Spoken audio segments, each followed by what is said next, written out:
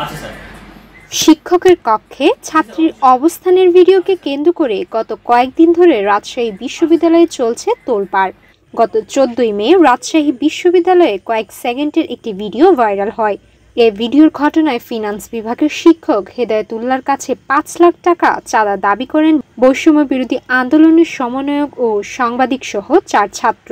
এর পরিপ্রেক্ষিতে শিক্ষককে হুমকি দিয়ে চাঁদাবাজির অভিযোগে মামলা করা হয়েছে। ভুক্তভোগী শিক্ষক বাদী হয়ে এ মামলা করেন। ২০ মে মঙ্গলবার সন্ধ্যায় তথ্যটি নিশ্চিত করেছেন নগরীর মতিহান থানার ওসি আব্দুল মালেক। ওসি বলেন, চেম্বারে ঢুকে হুমকি ধামকি দিয়ে চাঁদাবাজির অভিযোগ এনে শিক্ষার্থী নাজমুস সাকিব, সাংবাদিক সুমন, সাজ্জাদ ও সমন্বয়ক আতাউল্লাহর নামে মামলা করা হয়েছে। তবে অভিযুক্ত ছাত্রী দাবি করেন তিনি ওই শিক্ষকের কাছে পড়া বুঝে নিতে গিয়েছিলেন। তাদের মধ্যে ছাত্র শিক্ষকের বাইরে কোনো সম্পর্ক নেই। সেদিন তারা সেখানে আপত্তিকর অবস্থায় ছিলেন না। ধর্ষণের হুমকি দিয়ে ভিডিও ধারণ করেন এবং ভিডিও ছড়িয়ে দেওয়ার ভয় দেখিয়ে স্যারের কাছ থেকে ৫ লাখ টাকা দাবি করে। স্যার প্রবেশ করার কিছুক্ষণ পরেই ওরা দরজায় নক করে, মানে দরজা হয়তো এসি চলতেছিল, দরজাটা ভেড়ানো ছিল আসলে। তো ওরা দরজায় নক করে। ফার্স্টে দরজা নক করার পর আমরা ফার্স্টে টের পাই না, এর কিছুক্ষণের মধ্যে ওরা ঢুকে যায়।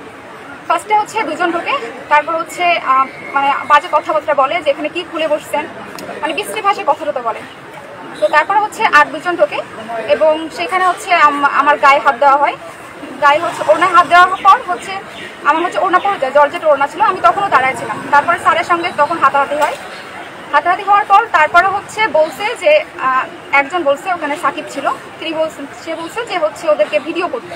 যেই বলছে যে ভিডিও করতে, আমি পাশে একটা টেবিল ছিল, যেহেতু আমার গায়ে ওড়না ছিল না, পাশে একটা টেবিল ছিল, আমি ওখানে লুকায় পড়ি। এটার পরে অনেক সময় এটা নিয়ে কথা বলার পর, ভিডিও করার পর একটা পর্যায়ে স্যার বলে কি যে আপনারা কি চাচ্ছেন আসলে। ওরা তারপরে কিছুক্ষণ বসে বলতেছে কি আমাদেরকে ৫ লাখ টাকা দিতে হবে, তাহলে এই ঘটনা আপনার বাইরে যাবে না, আমরা ওরও কোনো ক্ষতি করবো না, আর এই ঘটনা বাইরেও যাবে না। শিক্ষক হেদায়েতুল্লাহর দাবি, সেদিন তাকে ভয়ভীতি দেখিয়ে অভিযুক্তরা ৫ লাখ টাকা নিয়েছে।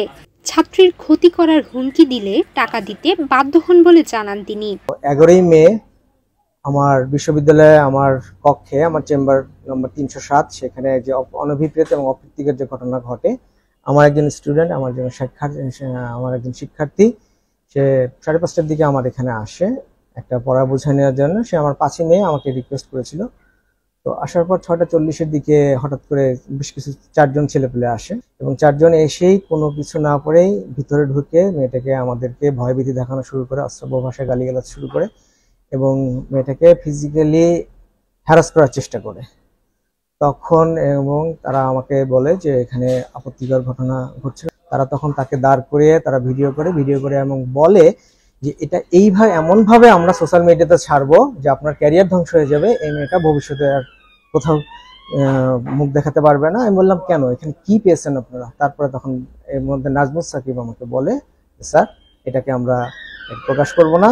আমি বললাম প্রকাশ করলে সমস্যা নেই, এটা আপনি এর জন্য ৫ লক্ষ টাকা দিবেন। সেদিন পাল্টা সংবাদ সম্মেলন করে অভিযুক্ত সাংবাদিক সুমন ও সাজ্জাদ তারা দাবি করেন শিক্ষক ও ছাত্রী আপত্তিকর অবস্থায় চেম্বারে থাকার খবর পেয়ে তারা সেখানে যান। এ বিষয় নিয়ে উভয়ের মধ্যে কথা হয়, কিন্তু টাকা লেনদেনের কোনো ঘটনার সঙ্গে তারা জড়িত নন। হেদায়েতুল্লাহ স্যার তার চেম্বারে এক ছাত্রী সহ অবস্থান করছে।